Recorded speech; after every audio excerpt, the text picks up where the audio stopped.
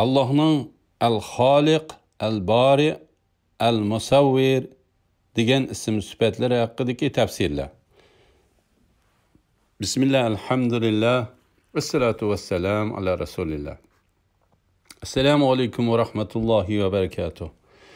Tövende dehtinlarga Ustaz Abduvali Qari rahimahullah'nın Kur'an ve sünnet nuru astıda Allah'ın güzel isim sübetlerinin kıskışı tefsiri dersliklerinden Allah'ın el-Halik, el-Bari, el-Musavvir degan isim sübetleri hakkındaki tefsirlerini okuyumuz inşallah.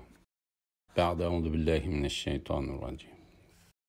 Allah'ın el-Halik, el-Bari, el-Musavvir degan isim sübetleri hakkındaki tefsirler. Allah'ın el-Halik sübti Kur'an'da bir yerde tilga ilingan. Allah'ın el-Bari sübti Kur'an'da 3 yerde tilga ilingan.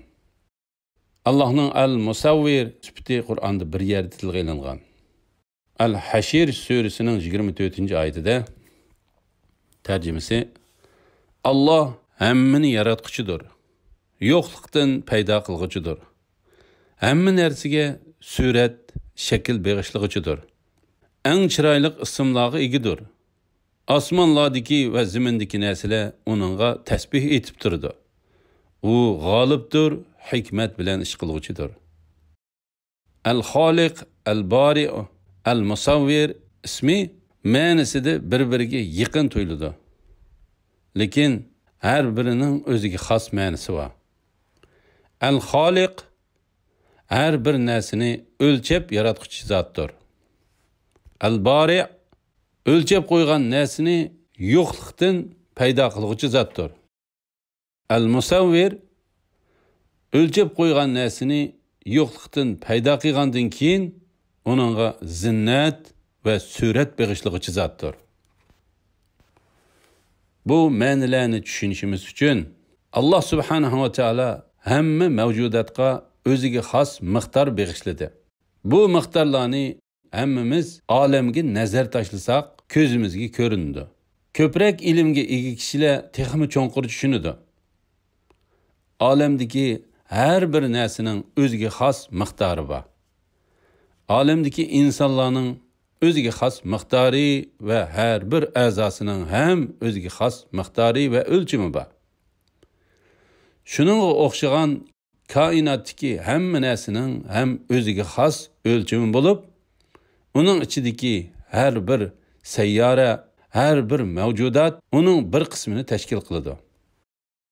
Mavjudotlarning hammasi bandalarning kuch-qudratiga hech aloqasi yo'q narsalarga bo'lindi. Masalan, yer, osmon, hayvon va inson o'zi va o'simliklarning vujudga kelishida hech qanday bandining ishtiroki yo'q. Alloh subhanahu va taolo yakki holatda buni miqdorlab o'lchigan va uni yo'qlikdan vujudga keltirgan va uningga biz ko'rib turgan surat va zinnatlarni beg'ishlagan. Ba'zi kishilar deydiki, bandalarning kuch-qudratiga aloqador, masalan, hunarvanchilik bilan qilingan narsalar va xalqlarni boshqarish qismida ularni boshqarishda qandoq miqdorlab, qandoq o'lchash va o'zi qilayotgan ibodatlarni qilmaslikni Alloh subhanahu va taolo ixtiyorlik berdi. Qilgan kishilarga katta mukofotlarni va'da qildi. Shundaqla qilmagan kishilarga katta azoblarni va'da qildi va o'zi bilan hamda nafsi bilan bo'lgan kurash bandining o'ziga aloqador bo'lgan narsa bo'ldi. Mana bu narsalarni o'zi o'lchab, buni o'zi boqilish bandining o'ziga aloqador narsa bo'ldi. Mana bular bandilarning al-Xoliq, al-Bari va al-Musavvir sübtidan o'ziga olgan xulosasidir. Al-Xoliq sübtini o'rgangandan keyin olamdagi har bir narsani miqdori bilan yaratgan zot ustida fikr qilish kerak. Ibodatida shu zotni sig'inayotganligini tasavvur qila olishi kerak. Va hamda al-Bari shu yo'qlikdan bar qilgan zotga zo'qlanib intilish kerak. Shundaqla al-musavvir o'ziga munosib bo'ladigan ajoyib surat bilan yaratgan zotga zo'qlanib ibodat qilishi va ko'p fikr qilish kerak.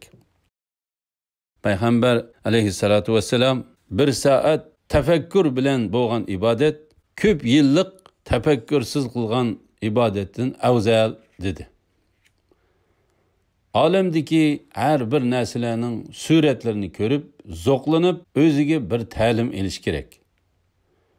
Payg'ambar alayhissalatu vassalam tarbiyachinglarni sizlar yashayotgan davrda o'zlariga xos foydasi bor. Ana shu foydalardan o'zinglarga ko'rak qabul qilinglar. Ya'ni olamdagi mavjudotlar ustida fikr qilib, shundoq suratga kirgizilgan mavjudotlarning bir manbadan kelganligiga qarab zo'q hosil qilib ibodat qilish kerak. Ana shu foydalardan nisibanglarni ilib olinglar. Agar shu foydalar sizlarga nisb bo'lsa, bundan keyin baxtsizlik sizlarga kelmaydi deb ta'lim berdi. Qur'on va hadislarda Allohning bu ism sifatlariga aloqador tuvandagi mazmunlar tilga ilingan.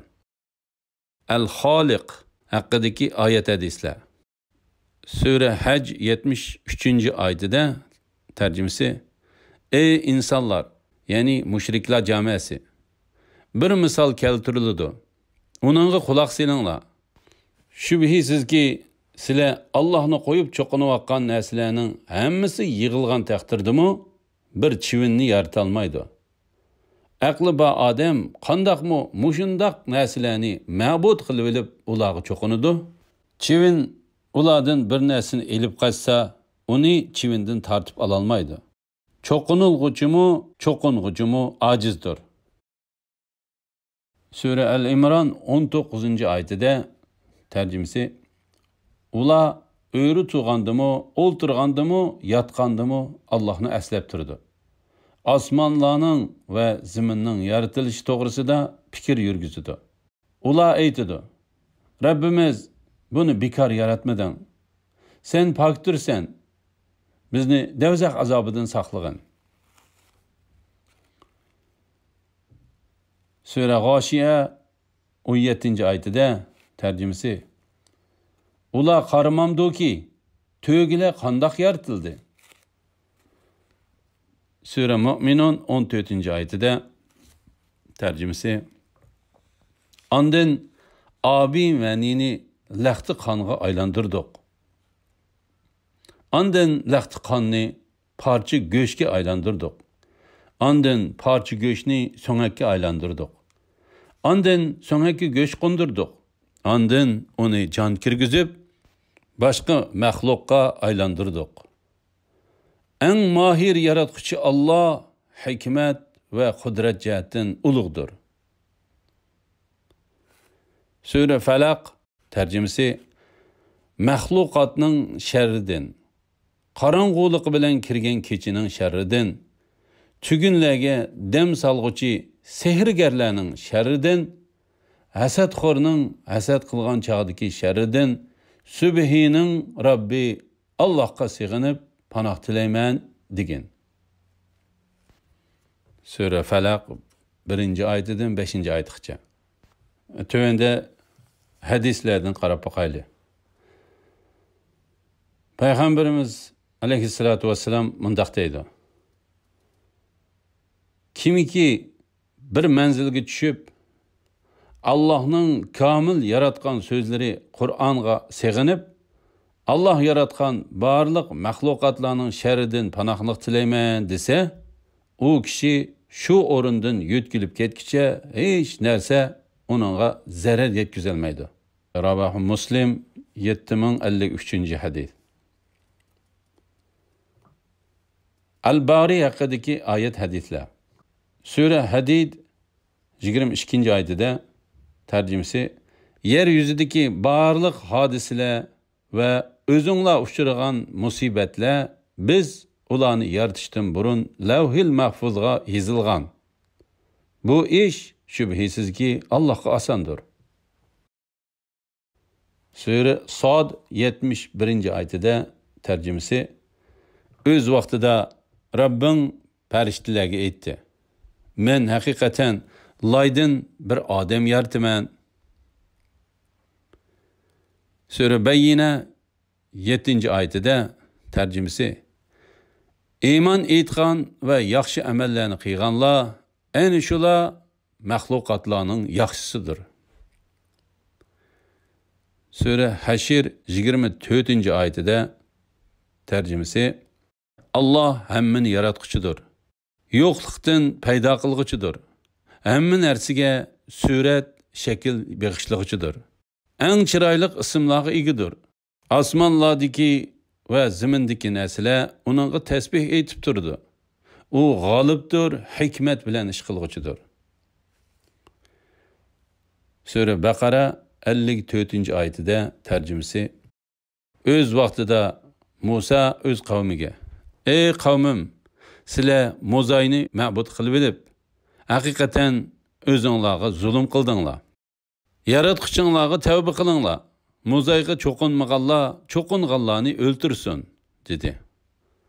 Mundaq qilish yaratquchinglarning dargohida sizlar uchun yaxshidir. Allah tavbanglarni qabul qildi. Allah tavbani haqiqatan bakmi qabul qilg'uchidir, nihoyatda mehribondir. Al-Musavvir haqidagi oyat hadislar. O'xshashlam hozir o'qib o'tganimizdek Al-Hashr surasining 24-oyatida tarjimasi: Allah hammani yaratquchidir, yo'qlikdan paydo qilg'uchidir. Hamma narsaga surat, shakl beg'ishlag'uchidir. Eng chiroyli ismlarga egidir. Osmonlardagi va zimindagi narsalar uningga tasbih aytib turdi. U g'olibdir, hikmat bilan ish qilg'uchidir. Hadislardan Payg'ambar alayhissalatu vassalam mundaq deydi: Allah sizlarning badaninglar va suratinglarga qaramaydi, balki sizlarning qalbinglarga qaraydi, deb qalbiga ishorat qilgan. Muslim rivoyati 6707-hadis. Alhamdulillah. Yuqorida Ustoz Abduveli Qori rahimahullohning Allohning Al-Xoliq, Al-Bari, Al-Musavvir degan ism sifatlari haqidagi tafsiri darsidan o'qidik. Oxirini keyin qitimliq o'qishimiz davomlashtiramiz inshaalloh. Va sallallohu ala Muhammad va ala alihi va sahbihi va sallam. Assalomu alaykum va rahmatullohi va barakatuh.